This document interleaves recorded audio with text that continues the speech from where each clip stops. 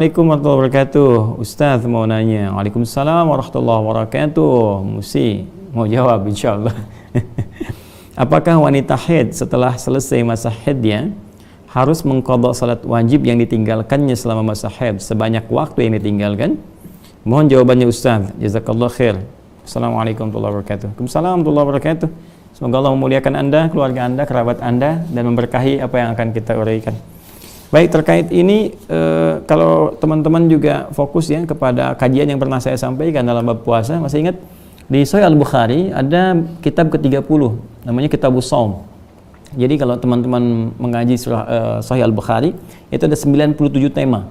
Ya, di setiap tema disebut dengan kitab namanya, ya, dengan kitab pembahasan gitu yang terkumpul. Setiap kitab ada subbabnya, disebut dengan bab, ya. Nanti kalau Anda buka ke-41, bab ke-41 di kitab ke-30. Jadi kitab ke-30 ini temanya nanti Kitabus Shaum ada subtema lagi.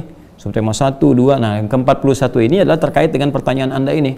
Qala Abu Zinad, ya, Abu Zinad kemudian menyampaikan sampai ke kalimat dzalika annal haidha taqdi shauma wa la taqdi salata. Ya, bahwa di antara persoalan-persoalan yang dibahas itu adalah Nabi menyampaikan tentang seorang perempuan itu yang haid, tiba masa haidnya, ya, annal haidha taqdi shauma, dia akan mengqadha puasanya. Ya, jadi berlaku qadha puasa bagi orang yang perempuan yang tengah haid kemudian tidak berpuasa selama Ramadan, maka hukumnya pasca Ramadan dia mengqadha puasanya. Wala taqdi shalah, sedangkan salatnya tidak diqadha. Jadi perbedaan antara ada persamaan dan perbedaan antara puasa dan salat bagi perempuan yang tengah haid. Persamaannya ketika tiba waktu puasa itu, ya, maka orang haid ini tidak salat dan juga tidak puasa. Ya, rukhsah kepadanya pada saat itu. Ya, namun demikian kemudian setelah dia selesai masa haidnya, bagi puasa kasusnya dia qadha puasanya, yang wajib tentunya, bukan yang sunnah, ya, seperti Ramadan kemarin, sedangkan salat tidak berlaku qadha untuknya. Ya, kenapa Ustaz? Banyak ulama menyampaikan. Pertama, yang jelas hadisnya Nabi sallallahu alaihi wasallam jelas ya disampaikan di sini. Jadi kalau ajaran agama itu pertama dilihat berdasarkan kepatuhan ketaatan kita kepada petunjuk-petunjuk Allah dan Rasul. Jadi kita iman dulu, iman dengan mengerjakan, baru hikmah akan datang membimbing. Ya, setelah itu nanti hikmah membimbing logika kita. Apa diantaranya? Agama datang untuk meringankan. Quran surah kedua Al-Baqarah ayat 185, ya, yuridullahu bikumul yusra wa la yuridu bikumul usra. Allah menginginkan kalian itu mudah, nyaman, termasuk dalam beribadah, tidak menginginkan untuk menyulitkan. Karena prinsipnya ad-dinu yusrun wa la usrun, ad-dinu yusrun, agama itu membawa kemudahan, walaupun dalam ibadah memberikan toleransi kemudahan-kemudahan yang tidak menyulitkan. Ya, termasuk dalam sholat, nggak bisa kita berdiri, kita duduk, nggak bisa duduk, kita berbaring, demikian seterusnya, kan? Ya, kemudian wala usrun, dan tidak menyulitkan. Nah, dalam konteks ini, Anda bisa bayangkan, sholat kan dikerjakan sehari 5 waktu. Ya, bagaimana seorang perempuan yang tiap masa siklus haidnya itu kan setiap bulan datang. Bagaimana kalau kewajiban qadhanya berlaku, dikalikan berapa kali? Ya, misalnya dalam sehari 5 kali, dikalikan kemudian dalam sepekan misalnya ada 35 kali dia mengulang, teknisnya seperti apa dan sebagainya. Maka dari itu Nabi memberikan petunjuk bahwa rukhsah bagi perempuan yang tengah haid kemudian ketika dia tidak bisa menunaikan salatnya, ya, karena memang kondisi fitrahnya. Hukum berlaku di situ.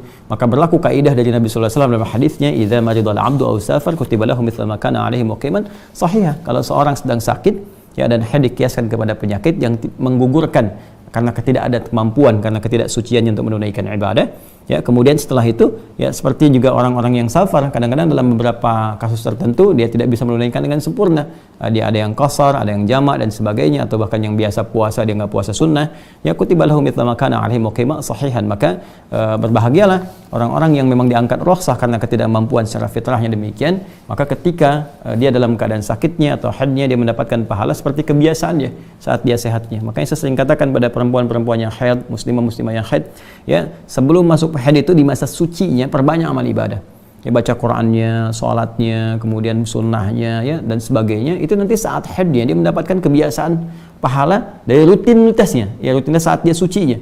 Jadi masya Allah banyak sholat sunnahnya, dapat pahala tuh, ya, dapat pahala. Nanti ketika tiba masa sucinya kembali, dia qadha yang boleh diqadha, seperti puasa Ramadan kan datangnya sebulan sekali dalam setahun.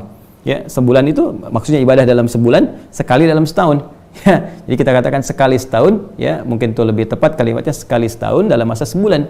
Nah, misalnya ada berapa periodik di situ yang tidak menunaikan puasa karena haid tiba, misalnya 2 pekan kah itu, atau 10 hari kah, atau 13 hari kah. Kemudian dari 13 hari dibagi 11 bulan berikutnya, lebih ringan kan?